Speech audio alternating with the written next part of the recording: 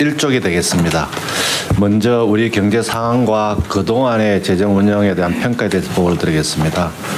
지금 우리 경제는 그 생산 연령 인구 감소라는 구조적인 그 문제에 더해서 투자가 위축되고 또 생산성도 정체됨으로 인해서 좀 전에 대통령께서 말씀하신 바와 같이 잠재 성장률이 빠른 속도로 하락하고 있습니다.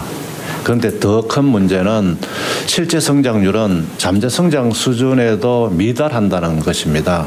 그리고 그 오른쪽 경제 성장률 표에서 보시면은 이 평상시에 0%대 성장을 한 해는 없었습니다. IMF 위기라든지 금융위기라든지 코로나 시기는 또 특수한 요인이 있었는데 그 작년 2, 4분기가 마이너스 0.2%에서 이런 경제 상황이라는 말씀을 드리고요. 그동안 우리가 못했냐 하면 그런 건 아닙니다. 디지털 대전환에 있어서는 우리가 빠른 속도로 전환을 해서 굉장히 세계적인 모범 국가를 이뤘습니다만 AI 전환이라든지 녹색 전환에 있어서는 뒤지다 보니까 투자도 적어지고 그 과정에서 주변 중국의 어떤 기술 추월 현상이 나타남으로 인해서 또한 우리 경제가 좀 어려워진 측면이 있습니다. 그리고 또 최근에는 미국의 관세로 인해서 세계 무역 질서, 자유무역 질서, 그 다음에 비교 우위에 의한 경제가 이 근본적으로 변화가 오면서 종전에는 그 중소기업이 어렵다 했는데 이제 대기업까지도 어려운 그런 경제 상황이 되었습니다. 이쪽입니다. 그래서 1쪽 넘어가기 전에 그냥 계속 읽으면 재미없으니까요. 아까 그 표에 보면 경제 성장률 표에 24년 1분기는 예. 1% 이상 성장했네요. 네네. 근데 이 24년 2분기에 갑자기 마이너스 0.2%로 마이너스 성장을 했어요. 이 한 분기만 때문에 이렇게 확 떨어지는 게 이유가 뭐예요? 대외적인 요건에다가 제가 보니까 그 당시에 그 이제 반도체 상황 이런 부분이 좋지 않다 보니까 급락을 했는 부분이 있고요.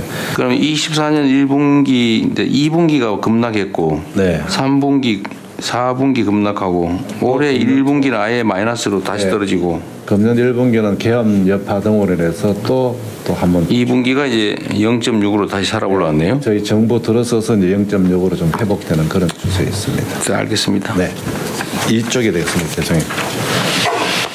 그리고 또 구조적인 측면에 있어서도 양극화가 좀 심한 상황입니다. 이제 지방 소멸 문제, 그다음에 중소벤처 기업들이 또 과거처럼 이렇게 성장하기 어려운 이제 그런 상황입니다.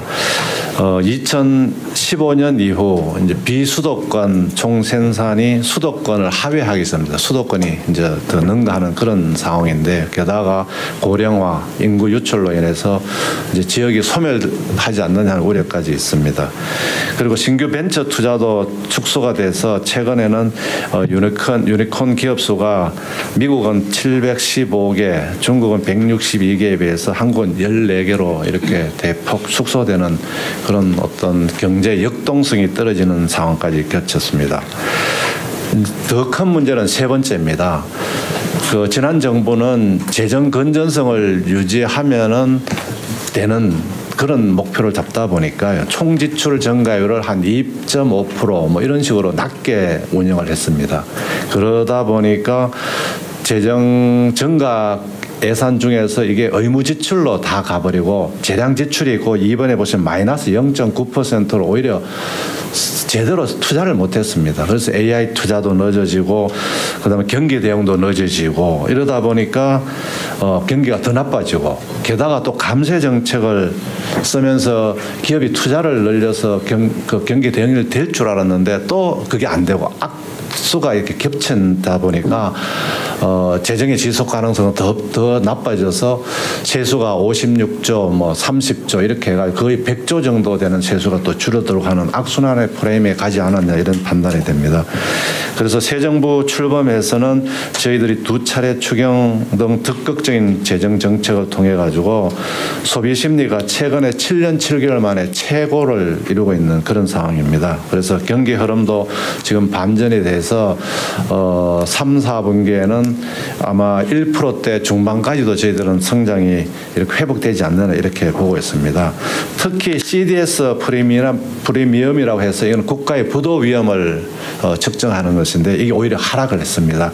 밑에 보시면은 표에서 보시면 한국이 31%로 가장 많이 하락을 했고, 그다음에 경기 부진 흐름도 지금 반전되는 그런 분위기입니다.